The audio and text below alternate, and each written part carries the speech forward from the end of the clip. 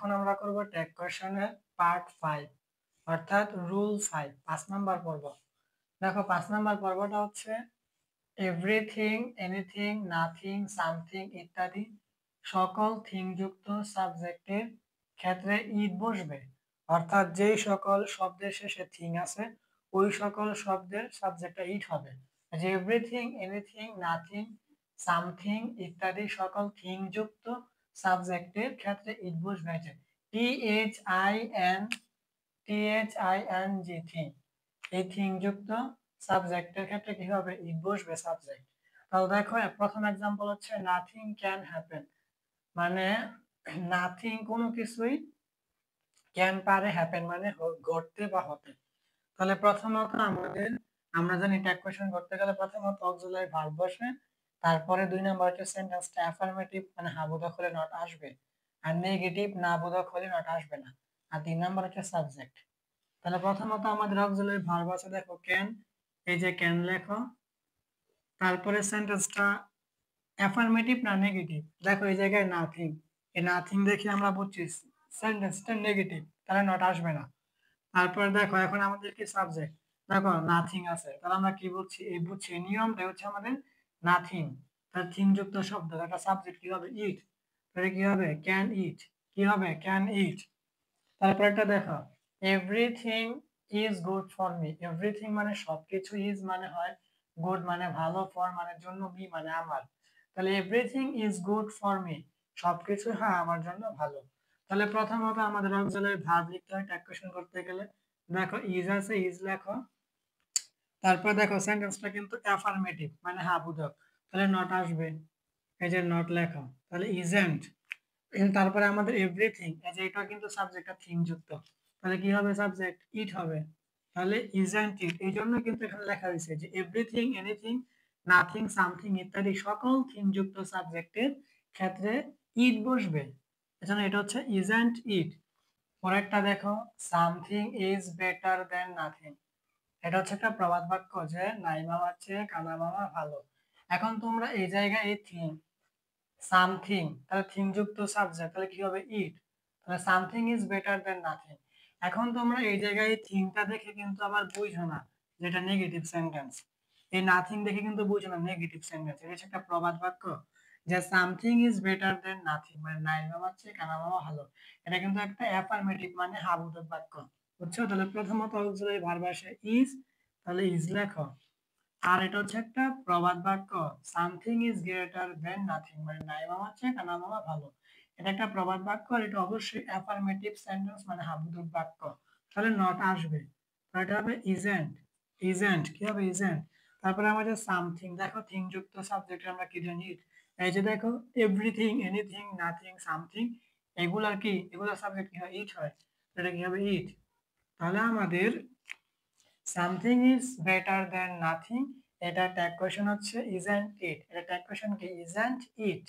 এখন এইটার বিপরীত দেখো এইটা everybody, somebody, no one, anybody, everyone ইত্যাদি সকল বডি যুক্ত সাবজেক্টের ক্ষেত্রে দে বসবে, অর্থাৎ আমরা আগেরটা দেখেছিলাম থিং, থিং যুক্ত হলে সাবজেক্টটা ইট বসবে, ইট, আর বডি যুক্ত হলে দে বসবে।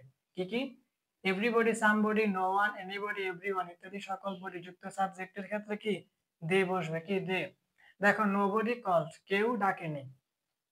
এখন দেখো আমাদের প্রথমত অক্সিলারি ভার্ব বসে, আমরা পার্ট 2 এর মধ্যে দেখিয়েছিলাম যদি অক্সিলারি ভার্ব না থাকে তাহলে আমাদের মেইন ভার্বটা দেখে বুঝতে হয়, মেইন ভার্বটা যদি ভার্ব 2 হয় তাহলে পাস্ট টেন্স, তাহলে পাস্ট টেন্স হলে ডাইরেক্ট ডিড হয়, আর মেইন ভার্বটা যদি ভার্ব 1 হয় তাহলে প্রেজেন্ট টেন্স, আর প্রেজেন্ট টেন্স হলে ডু অথবা ডাজ হয়। এখন দেখো আমাদের এই মেইন ভার্বটা হচ্ছে কল্ড, এটা কিন্তু আমাদের ভার্ব 1 হচ্ছে C A double L, call, এই কল মানে ডাকা।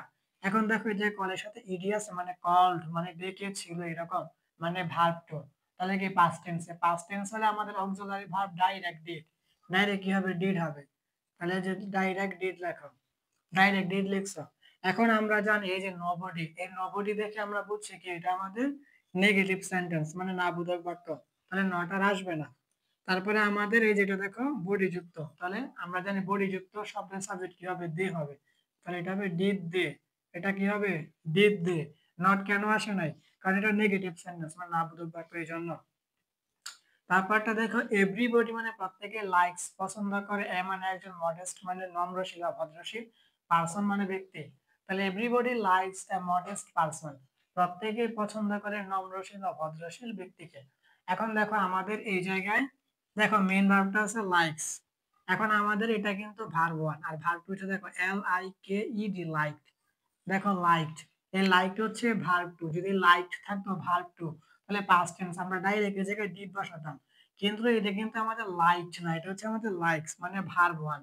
তাহলে ভার্ব 1 হলে আমাদের কি হবে, ডু অথবা ডাজ হবে। এখন আমরা জানি মেইন ভার্বের সাথে যদি এস বাই এস থাকে তাহলে ডাজ হয়, আর এস বাই এস না থাকলে ডু হয়। এখন দেখো এই জায়গায় মেইন ভার্ব হচ্ছে লাইক, এর সাথে কিন্তু এস আছে, এটা লাইকস মানে এই জায়গায় ডাজ হওয়ার কথা, কিন্তু এই জায়গায় ডাজ না হয়ে ডু হবে। কেন ডু হবে এটা বলতাছি, দেখো ডু।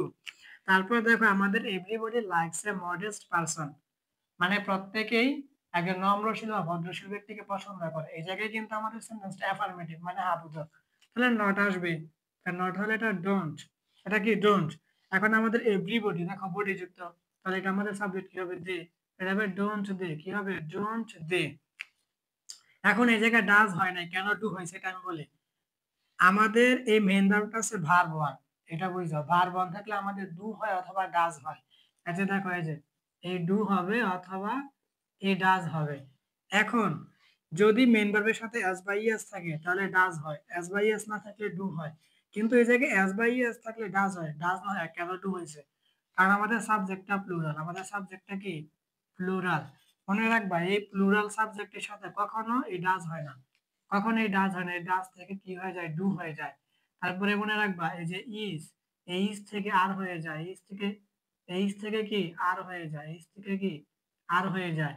তারপরে দেখো তারপরে হচ্ছে এই ওয়ার, আর হচ্ছে এই ওয়াজ থেকে ওয়ার হয়ে যায়। বোঝা গেছে কখন, যখন দেখবা তুমি আমাদের সাবজেক্টটা প্লুরাল হয়েছে। এখন তুমি দেখতেছো এই জায়গায় নিয়ম অনুযায়ী অক্সিলারি ভার্বটা ডাজ হওয়ার কথা, তো যদি সাবজেক্টটা প্লুরাল হয় তাহলে তুমি ডাজ না লেখা ডাজ থেকে ডু করে দিবা। তারপর তুমি যদি দেখো সেন্টেন্সটা ইজ আছে তাহলে ইজ না লিখে তুমি আর লিখবা, এটা হবে এ আর ই আর, এই আর লিখে দিবা। যদি তুমি দেখো ওয়াজ থাকে তাহলে ওয়াজ না লিখে ওয়ার লিখে দিবা, কখন, যখন সাবজেক্টটা প্লুরাল হবে, তো এটা হবে ডোন্ট দে।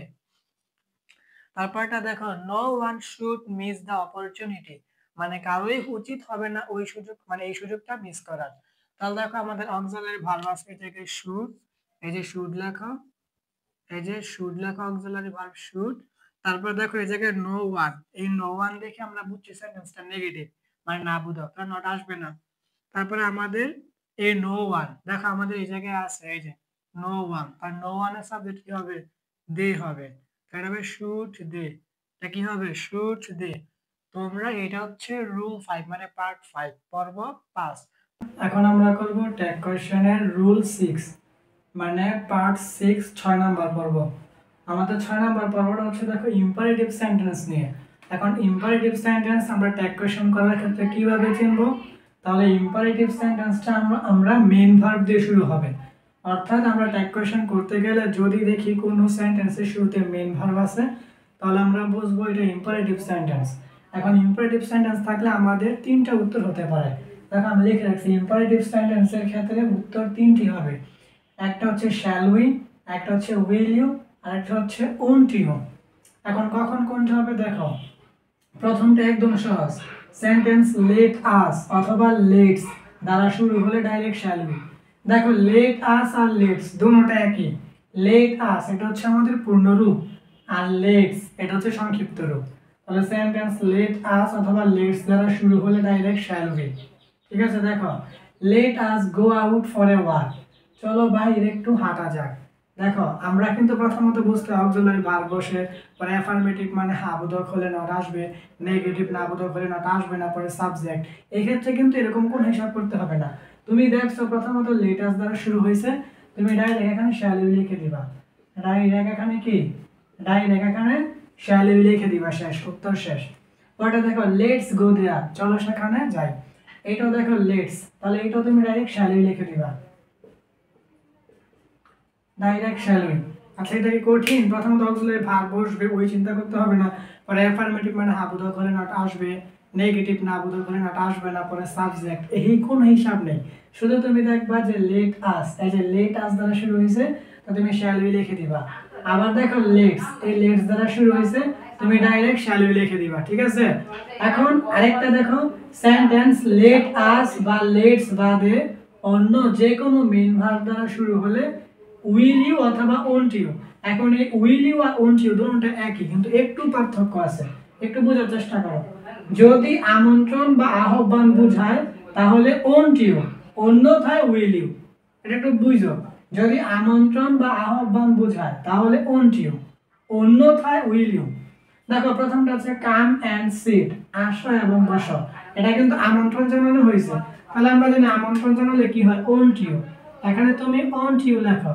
এখানে তুমি যদি উইল ইউ লেখো তাহলে উত্তর ভুল হবে না। তুমি যদি উইল ইউ লেখো তাহলে উত্তর ভুল হবে না। তুমি যদি উইল ইউ লেখো তাহলে উত্তর ভুল হবে না, কিন্তু ওন্ট ইউ লেখা ভালো। পরেরটা দেখো সিং এ সং, একটা গান গাও, এটা তোমাকে আহ্বান করছে, তাহলে এই ক্ষেত্রে তুমি লিখবা কি, এই ক্ষেত্রে তুমি লিখবা ওন্ট ইউ। এই ক্ষেত্রে তুমি যদি উইল ইউ লেখো, এই ক্ষেত্রে তুমি যদি উইল ইউ লেখো তাহলেও ভুল হবে না, তাহলেও ভুল হবে না।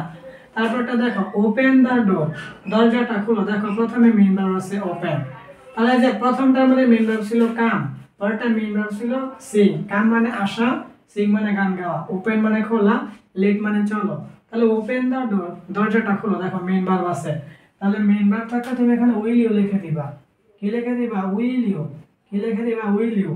তারপর লেট দেম কাম হিয়ার, তাদেরকে এখানে আসতে দাও, এইটাও তুমি ডাইরেক্ট উইল ইউ লিখে দিবা, ডাইরেক্ট উইল ইউ লিখে দিবা। এখন আমি একদম মূল কথাটা বুঝাই। মূল কথাটা কি, মূল কথাটা হচ্ছে তুমি প্রথমত ট্যাগ কোয়েশ্চন করতে গেলে দেখবা সেন্টেন্সটা মেইন ভার্ব দিয়ে শুরু হয়েছে কিনা। মেইন ভার্ব দিয়ে শুরু হইলে ইম্পারেটিভ সেন্টেন্স, আর ওই মেইন ভার্বটা যদি তোমার লেট আস অথবা লেটস, লেট আস অথবা লেটস, ভালো করে বুঝো, লেট আস অথবা লেটস এই দুইটার যে কোনো একটা হয় তাহলে তুমি ডাইরেক্ট শ্যাল উই দিবা। এখানে লেট আস ছিল, এখানে লেট ছিল, এই দুইটার ক্ষেত্রে ডাইরেক্ট শ্যাল উই হয়েছে।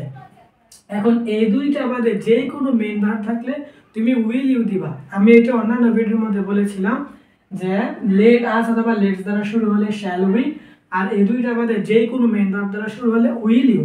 এখন একটু পার্থক্য করবা, যদি অন্য কোনো মেইন ভার্ব দ্বারা যদি তোমাকে আমন্ত্রণ বা আহ্বান বোঝায় তাহলে তুমি ওন্ট ইউ দিবা, ঠিক আছে, এটা দেওয়া ভালো। এখন তুমি যদি ওন্ট ইউ না দিয়ে ওইখানে উইল ইউ দাও তাহলে উত্তর হবে, উইল ইউ দিলে উত্তর হবে, কিন্তু ওন্ট ইউ দিলে উত্তরটা একটু সুন্দর হবে, বোঝা গেছে। আর যদি তুমি দেখো আমন্ত্রণ বা আহ্বান না বোঝা তাহলে উইল ইউই, তাহলে এটাই তুমি ট্যাগ কোয়েশ্চন করতে গেলে যদি মেইন ভার্বটা শ্যাল আর লেট আস অথবা লেটস পাও তো ডাইরেক্ট শ্যাল উই দিবা, উত্তর শেষ। আর অন্য যে কোনো মেইন ভার্ব হলে তুমি কি উইল ইউ দিয়ে দিবা।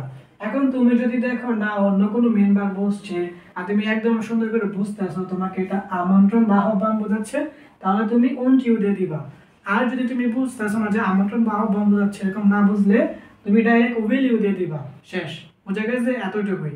লেট আস বা লেটস হলে শ্যাল উই, আর অন্য যে কোনো মেইন ভার্ব হলে উইল ইউ। এখন অন্য যে কোনো মেইন ভার্ব দ্বারা যদি আমন্ত্রণ বা আহ্বান এটা তুমি যদি বুঝতে পারো তাহলে ওন্ট ইউ দিবা, আর না বুঝতে পারলে উইল ইউ দিবা। এটাই ছিল আমাদের ট্যাগ কোয়েশ্চেন পার্ট 6 6 নম্বর পর্ব।